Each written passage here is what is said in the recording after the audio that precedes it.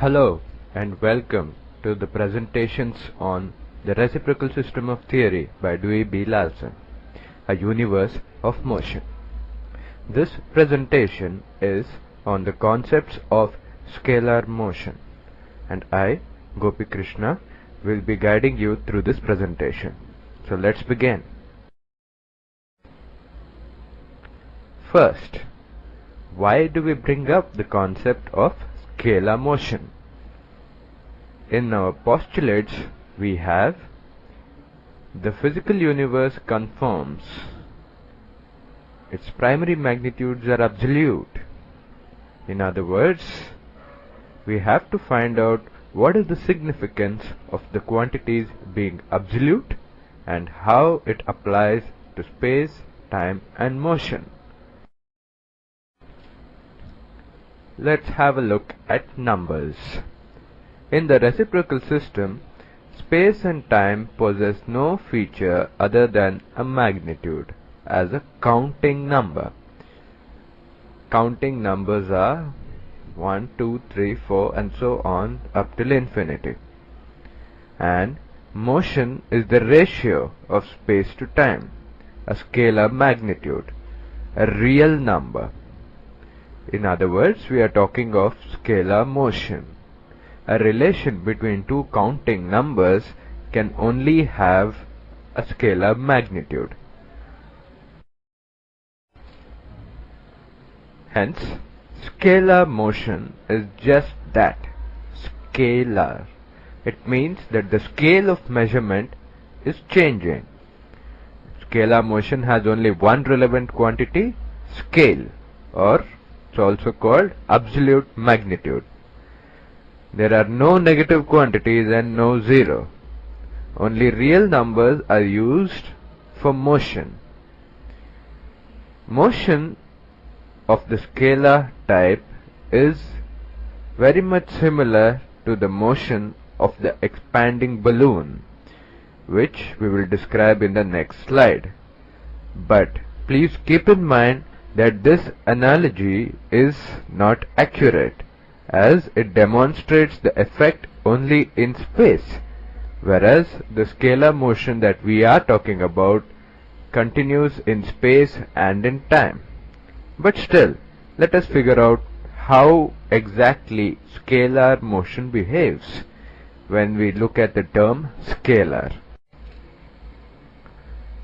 Firstly, the distance, which is a scalar, between A and B is 5 units, and that between B and C is 3 units.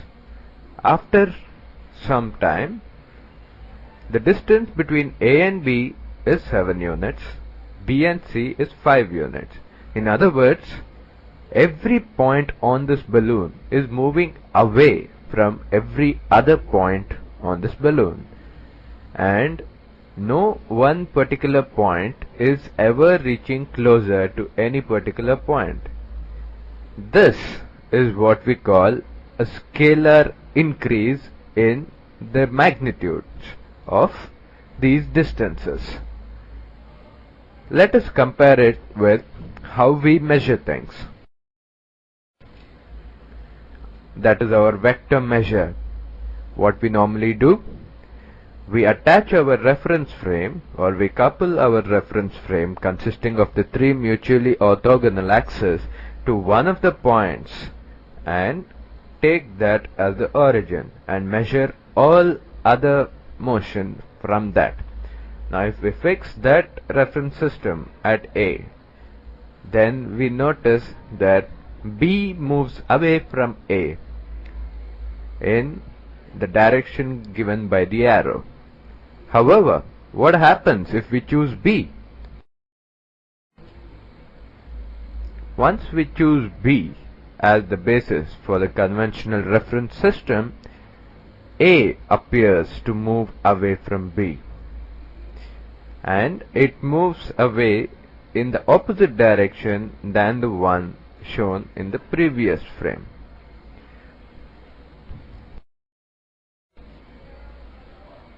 Let's just describe the first balloon.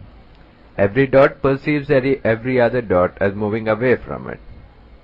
Motion has no inherent direction, only magnitude, as we noticed. And magnitude of space per unit magnitude of time is what we call a speed. Hence, speed is a scalar motion. And the other two balloons, where we attached the conventional reference system, they measure what is called velocity. Velocity has both a magnitude and a direction. The magnitude is a property due to the scalar motion, because scalar motion possesses only the magnitude. The direction is a property of measuring it in a particular conventional reference system, and it depends only on that. Hence, this reference system cannot represent scalar motion completely. The significance of all this is that scalar motion is found to be primary. Vectorial motion, what we normally measure, is secondary. Our conventional reference system cannot represent scalar motion completely. Thank you, and please refer to the next presentation, three-dimensional motion.